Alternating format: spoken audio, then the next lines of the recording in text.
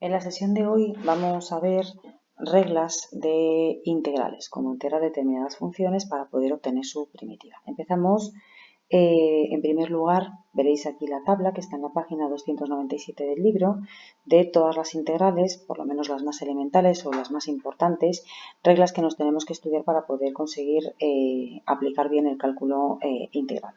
En un primer lugar, tenemos una función potencia,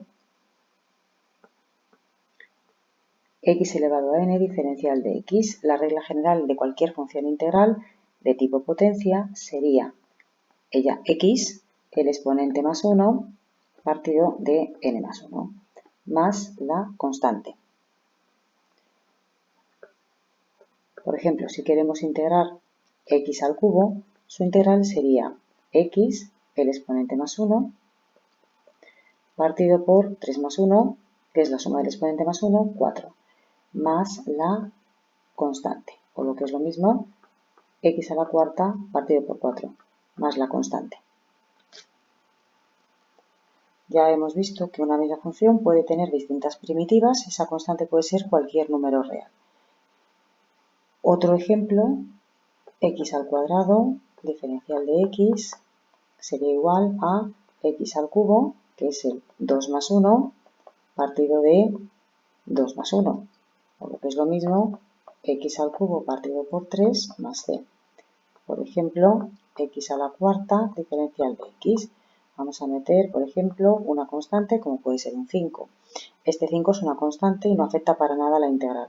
¿Qué puedo hacer? Sacarlo fuera de la integral. Importante, ¿cómo sale este 5 fuera de la integral que no lo necesito para nada? Si está multiplicando, sale multiplicando. Si estuviera dividiendo, sale dividiendo. Entonces me limito a integrar, es la variable x a la cuarta diferencial de x. Como es una integral de tipo potencia, como la que aparece aquí, pues me quedaría 5 por x a la quinta partido por 5, más la constante. Por supuesto que el 5 del numerador con el 5 del denominador se tiene que simplificar y el resultado final sería x a la quinta más c. Os recuerdo que en estos casos es muy fácil comprobar si hemos integrado correctamente. ¿Cómo? Si yo derivo x a la quinta, si derivamos x a la quinta, el resultado sería 5x a la cuarta. Si os dais cuenta, este resultado coincide con la función que estábamos integrando, ¿vale? Es decir, tengo que obtener la función que estaba integrando. Luego, la primitiva de 5x a la cuarta es x a la quinta más esa constante. Repito que esa constante podría ser un 2 o un 3 o lo que fuera, porque la derivada de una constante es 0. En cualquier caso, nos coincidiría la derivada de x a la quinta más esa constante. Al derivarla nos queda siempre 5x a la cuarta.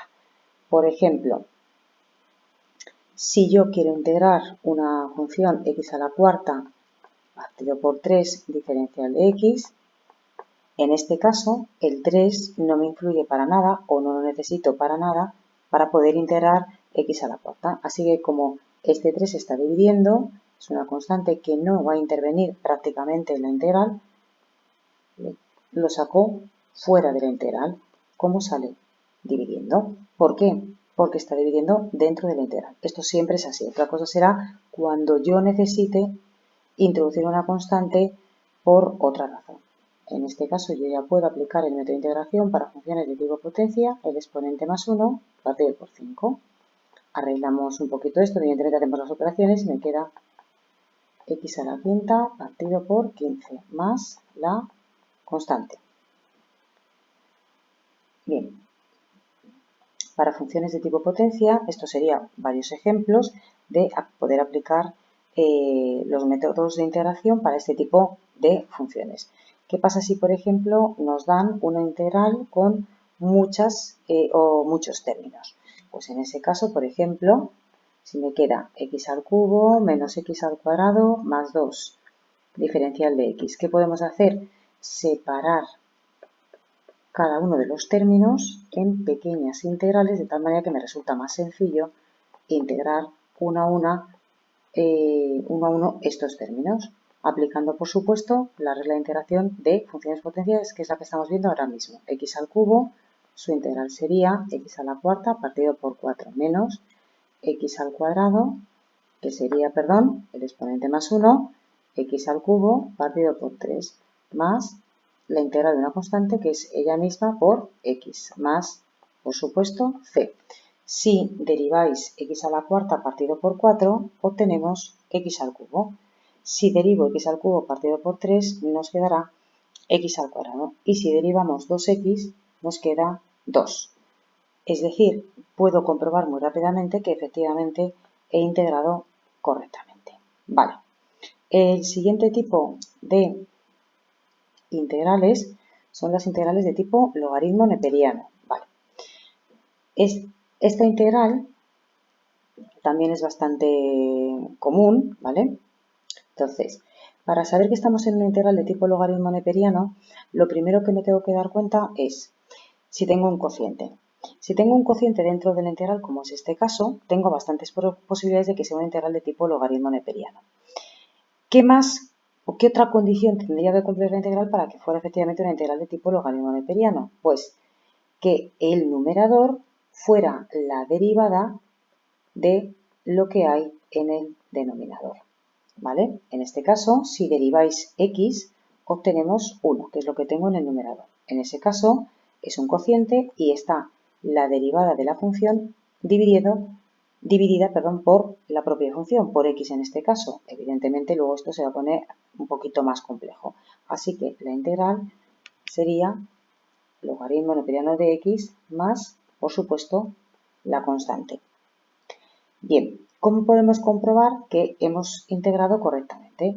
Pues yo vuelvo a decir lo mismo. Derivar, por favor, el logaritmo neperiano. Y si lo deriváis, el logaritmo neperiano nos queda 1 partido por x. Con lo cual, eso significa que hemos integrado correctamente. Os recuerdo que una función logaritmo neperiano, de tipo logaritmo neperiano, su derivada es la derivada de lo que va detrás del logaritmo, que es 1 en este caso, la derivada de x es 1, partido por x, por 1 partido por el logaritmo neperiano de, que eso sabemos que vale 1.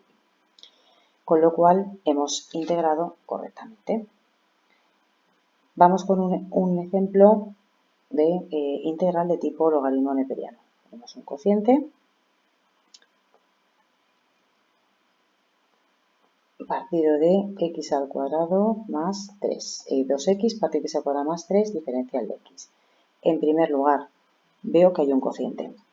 En segundo lugar, si os dais cuenta, y aquí os doy otra pista más, es que la x del numerador tiene grado 1, mientras que el denominador tiene grado 2, con lo cual esto tiene bastante pinta de ser una integral de tipo logaritmo neperiano. Pero además, si os dais cuenta y deriváis x al cuadrado más 3, la derivada, voy a poner aquí, del denominador es 2x, que, si os dais cuenta, la derivada de x al cuadrado la tenemos en el numerador. Por lo tanto, estaremos en una integral otra vez de tipo logaritmo neperiano. No hay que hacer ninguna otra operación más, salvo darse cuenta que teníamos en el numerador la derivada del denominador. En ese caso, cumple las condiciones. En primer lugar, hay un cociente. En segundo lugar, el grado del numerador, la x del grado del numerador, difiere en una unidad a la de x del denominador. Y tercera condición es que al derivar el denominador me doy cuenta que efectivamente es 2x y eso ya lo tengo en el numerador. En esos casos estaré en una integral de tipo logaritmo neperiano. Por supuesto, siempre acompañado con una constante, con su constante que es c. Voy a poner algún ejemplo más de integral de tipo logaritmo neperiano. En ese caso, por ejemplo, pues x al cubo más 5x y en el numerador 3x al cuadrado más 5. Nuevamente vemos que hay un cociente. En segundo lugar, la x del numerador difiere en una unidad a la del denominador. Y tercera condición, si deriváis x al cubo más 5x, su derivada es 3x al cuadrado más 5. Es decir, que si derivo el denominador, obtengo el numerador. Estamos en una integral, por tanto, de logaritmo neperiano. más la constante como siempre. Bien, sigo y pasamos a integrales de tipo exponencial y la función por excelencia es e elevado a x, ¿vale? Es muy facilita porque la integral de e elevado a x es ella misma. El integro elevado a x es ella misma, ¿vale? Por tanto, vamos a ver algún ejemplo de integrales de tipo logaritmo, de tipo exponencial, ¿vale? Como veis, está e elevado a x, que es ella misma, o cuando la base es distinto del número e. La única diferencia es que tendréis que dividir por el logaritmo neperiano. Bien, vamos a ver, vamos a poner algún ejemplo para que podamos practicar. Repito, la integral de e elevado a x, no hay nada que hacer, es ella misma. Vale. Sin embargo, lo que os decía, si en lugar de e tenemos un número como por ejemplo 2 elevado a x, la integral es ella misma partido por el logaritmo neperiano de la base.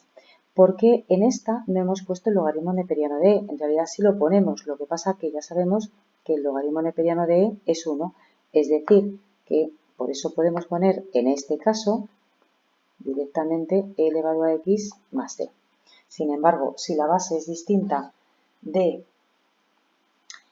el número e, por ejemplo, 2 elevado a x o 5 elevado a x, pues en esos casos, cuando la base no sea el logaritmo, el número e, tendremos que escribir la integral, el resultado es ella misma, 5 elevado a x partido del neperiano de 5. Esto es importante que lo dejemos indicado porque normalmente estos logaritmos son números irracionales y es mucho mejor dejarlos expresados como logaritmo neperiano, ¿vale?